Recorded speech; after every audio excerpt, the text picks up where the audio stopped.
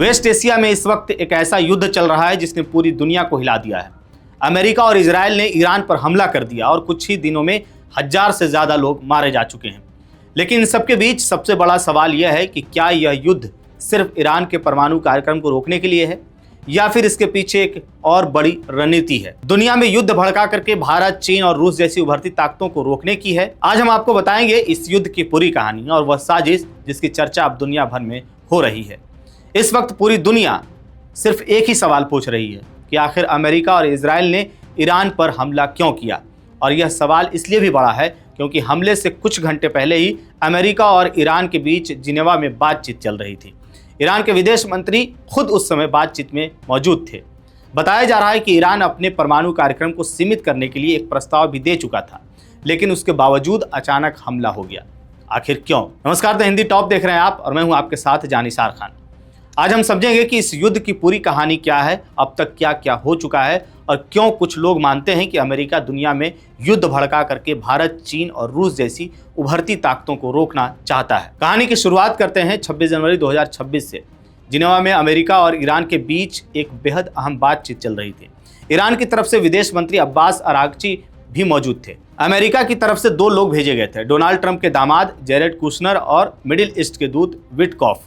बताया जाता है कि उस मीटिंग में ईरान ने 7 पन्नों का प्रस्ताव दिया था। इस प्रस्ताव में बताया गया था कि ईरान धीरे धीरे अपने परमाणु कार्यक्रम को कम करने के लिए तैयार है, लेकिन अमेरिका की शर्त साफ थी, परमाणु कार्यक्रम पूरी तरह 0 होना चाहिए।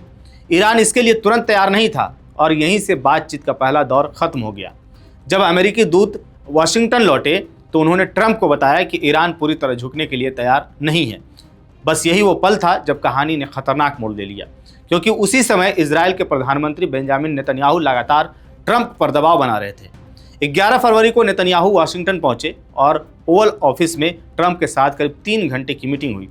इजराइल का तर्क साफ था कि ईरान से बातचीत बेकार है। जब तक उसके सुप्रीम लीडर अयतुल्लाह खामनेई सत्ता में है, न्यूक्लियर प्रोग्राम नहीं रुकेगा।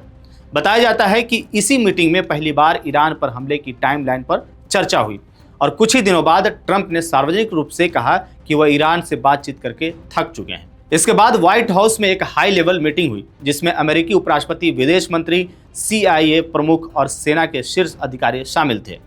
सेना के जनरल डैन केन ने चेतावनी दी थी कि ईरान पर बड़ा हमला जोखिम भरा हो सकता है, लेकिन दूसरी राय यह थी कि हमला जल्दी और निर्णायक होना चाहिए। आखिरकार फैसला हो गया। 28 फरवरी 2026 को अमेरिका और इजराइल ने मिलकर के ईरान पर बड़ा हमला कर दिया। लेकिन यहाँ एक बड़ा सवाल खड़ा होता है कि क्या यह हमला सिर्फ ईरान के परमाणु कार्यक्रम को रोकने के लिए था या इसके पीछे दुनिया की बड़ी शक्ति राजनीति भी काम कर रही है। हमले के बाद जो हुआ उसने पूरे मिडिल ईस्ट को युद्ध के मैदान में बदल दिया। ईरान के supreme leader Ayatollah Ali Khamenei मारे गए और ईरान के कई बड़े सैन्य अधिकारी भी इस हमले में मारे गए। इसके बाद ईरान ने जवाबी हमला शुरू कर दिया।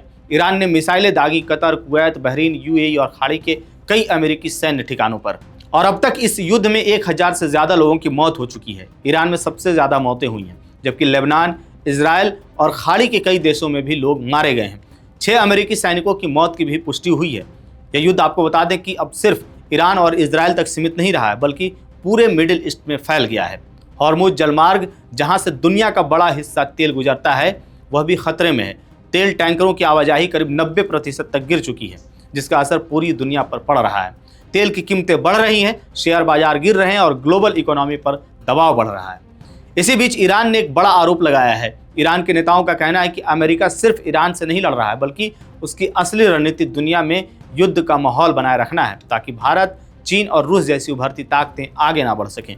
उनका दावा है कि अमेरिका एक मल्टी अलाइनमेंट दुनिया नहीं चाहता। वह चाहता है कि दुनिया में सिर्फ एक ही ताकतें रहें और वह है अमेरिका। दूसरी तरफ अमेरिका का कहना है कि यह युद्ध तब तक चलेगा जब तक ईरान की मिसाइल और परमाणु क्षमता खत्म नहीं हो जाती। ट्रंप ने साफ कहा कि अब बातचीत बहुत देर हो चुकी है, लेकिन दुनिया के सामने असली सवाल कुछ और है। क्या युद्ध से किसी समस्या का समाधान होता है? अफगानिस्तान, इराक और सीरिया के उदाहरण बताते हैं कि युद्ध अक्सर सिर्फ तबाही लाता है और सबसे ज़्यादा नुकसान आम लोगों का होता है। आज मिडिल ईस्ट में भी यही हो रहा है। लाखों लोग फंसे हुए हैं, हवाई यात्रा प्रभावित है और व्यापार रुक गया है। पूरी दुनिया डर रही है कि अगर यह युद्ध और बढ़ा तो इसका असर सिर्फ मिडिल ईस्ट तक सीमित नहीं रहेगा, बल्कि पूरी दुनिया पर पड़ेगा। अब ऐसे में सवाल यह है कि क्या यह युद्ध सिर्फ ईरान का है या यह दुनिया की बड़ी ताकतों की लड़ाई है जिसकी कीमत पूरी मानवता को चुकानी पड़ेगी? और सबसे बड़ा सवाल यह है कि क्या दुनिया युद्ध के इस रास्ते से बाहर निकल पाएगी या आने वाले सालों में ऐसे युद्ध और बढ़ने वाले हैं? आपकी इस पूरी खबर पर क्या राय है, आप क्या सोचते हैं, कमेंट बॉक्स में हमें जरूर बताइएगा। मेरा नाम है जानिसार खान, आप देख रहे हैं द हिंदी टॉप। वीडियो अच्छी लगे तो चैनल को सब्सक्राइब कीजिएगा और हमें इंस्टा, फेसबुक और एक्स पर भी फॉलो कीजिएगा।